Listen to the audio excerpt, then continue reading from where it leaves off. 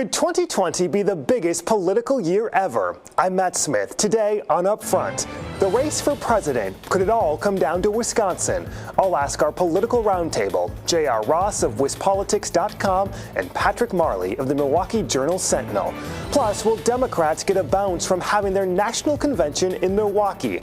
And the effect of a court-ordered purge of Wisconsin's voter rolls. Taking on the issues important to Wisconsin. This is Upfront with your host, Adrian Pedersen. Hi, everyone. Adrian is off today. I'm Matt Smith. Welcome to Upfront and our last program of 2019. We're using it to look ahead to what could be a politically seismic 2020 in Wisconsin. We've heard a lot about how important our state will be in next year's election. Some have even predicted the race for president could come down to Wisconsin's 10 electoral votes.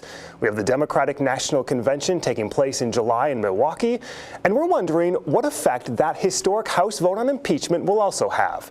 We're talking about all of this today with two of the state's top political reporters, J.R. Ross, editor of WisPolitics.com, our editorial partner, and Patrick Marley, state capitol reporter for the Milwaukee Journal-Sentinel. Thank you both for joining us. Anytime. Good thing we have nothing to talk about as we look ahead to 2020, right? Let's start with Wisconsin and the broad impact as we look at the national race and the race for president. Washington Post had a recent headline that said, "All eyes are on Wisconsin, the state that's gearing up to define the presidential election." Does that sum it up? Yeah, I'd say Wisconsin is probably one of the key 3 or 4 states right now for a couple of reasons. One, if you think about President Trump's win in 2016, his best bet is to hold what he won in 2016, right? Wisconsin is a key to that, and this is why. The blue wall that crumbled in 2016, Wisconsin, Michigan, Pennsylvania, we are whiter, less diverse than those other 2 states, less democratic than Michigan and Pennsylvania. So if Trump's not winning Wisconsin, he's not winning Michigan and Pennsylvania. 2, if Trump has to open up and find new states, he's going to places like maybe New Mexico, which he lost by 8 points, I think, in 2016. Colorado lost by 5. Minnesota hasn't been Republican since 1972, if I remember correctly. So it's better if you're Trump to try and hold what you have than pick up new ground, and Wisconsin is a linchpin to holding what he has. Patrick, how did we get to this spot where the state has become so important? Has this developed over years, or can we just look back to the last election cycle? We've always been a purple state, or we have been for a very long time. In presidential elections, we've always gone Democratic since Reagan's reelection, and I think that got taken for granted in presidential elections. Our purpleness was forgotten about. But remember, the Bush-Kerry race was exceedingly close, and Hillary Clinton and other Democrats thought that she had Wisconsin in the bag, and that wasn't the case, so it's going to be a repeat. The difference, I think, this time is Democrats are not going to be as likely to take it for granted. They're going to be here. We're already starting to see the Democrats come, even though we're not an early primary state. So I think it's going to be both sides with maximum attention on this state. As I said, the vice president has made it clear he's going to be here a lot, along with Michigan and Pennsylvania. The Trump campaign can't take this for granted either, can they? No, I mean, it was less than 23,000 votes in 2016. And remember, Trump didn't get to 50% when winning by 23,000 votes. He was at 47 and change or something like that. So there is a feeling among Democrats, if they don't take the state for granted, if they turn out Milwaukee, if they pay attention and pick up some voters in rural areas, they can flip the state. For Trump, the question is, okay, can you keep what you had in 2016 and maybe even turn out more voters in rural Wisconsin? They're talking about this untapped electorate out there. People didn't turn out in 2016. They think they can bring out, and Wisconsin's a key place to do that. Is that possible for the Trump campaign? I mean, is there that big enough group that could help either side? Well, there's always a lot of voters who don't, a lot of people who are eligible to vote who don't do it. So you always see everybody trying to dial up who they can get out. There is untapped potential. I think a lot of people voted in 2016 in rural Wisconsin that no one really expected that to happen. I'm skeptical of how much they can bring it up, but their feats in 2016 were pretty impressive. Let's talk about impeachment. We have a Senate trial that's going to begin at the beginning of the year. The Marquette showing that majority of Wisconsinites, according to the poll, oppose impeachment and removal. A little different than what we're seeing nationally. How important are battleground polls like this to look at the individual states? I look at battleground polls more than the national polls because, look, Trump lost a national vote in 2016. In Wisconsin, the Marquette polls, I mean, that's the guide that we always look at, the gold standard.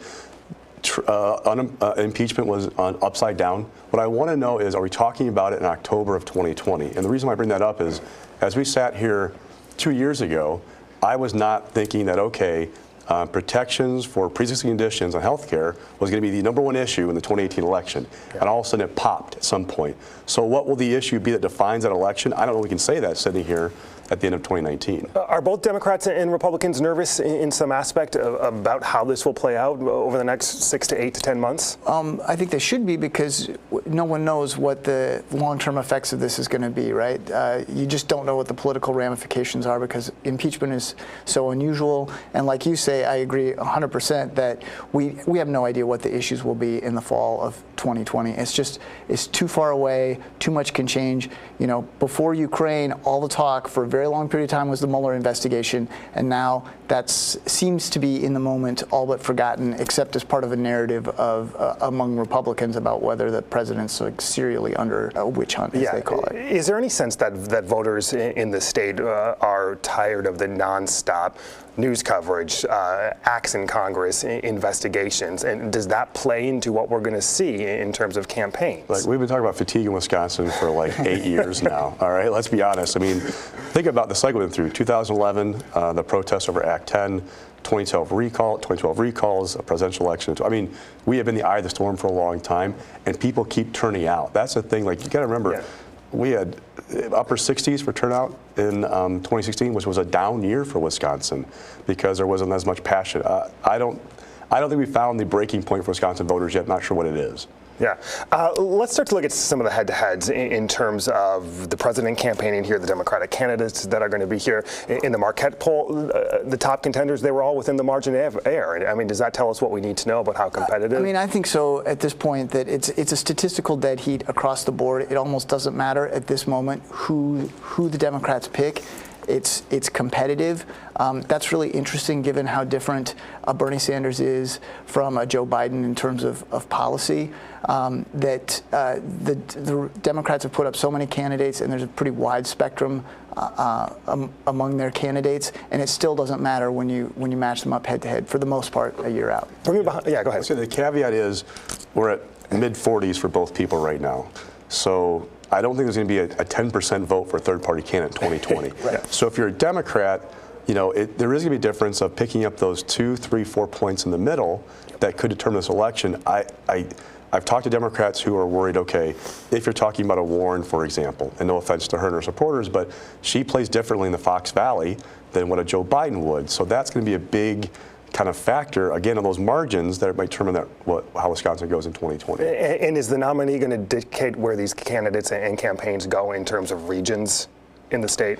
To some extent, I would say yes, but I think regardless of who the candidate is, Wisconsin's going to be at the top of their list. I mean, there may be, you talked about New Mexico earlier, there may be some states that one candidate wants to target more than another, but all of them want to target Wisconsin. Yeah. And the flip side is like, something like a Warren or Sanders can inspire voters in Milwaukee and Madison, maybe like the Dem bases, more than other candidates could. Yeah. You talked about some Republican fears. What are some Democratic fears as we look over the next 6 to 10 months? You get a nominee who doesn't play well in certain parts of the state, and then not only is the presidential race impacted, but down ballot. Because remember, there's the presidential race, there's one maybe competitive congressional seat, and then it's legislative races.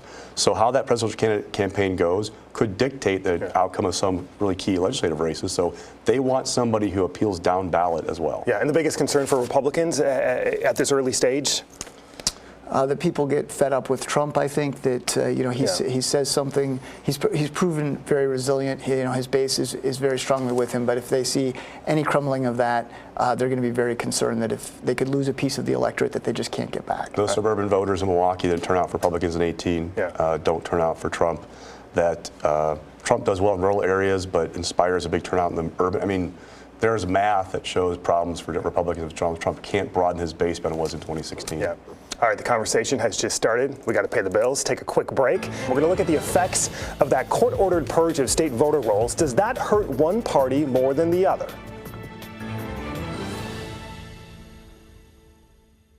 Upfront, brought to you by WPS Health Insurance.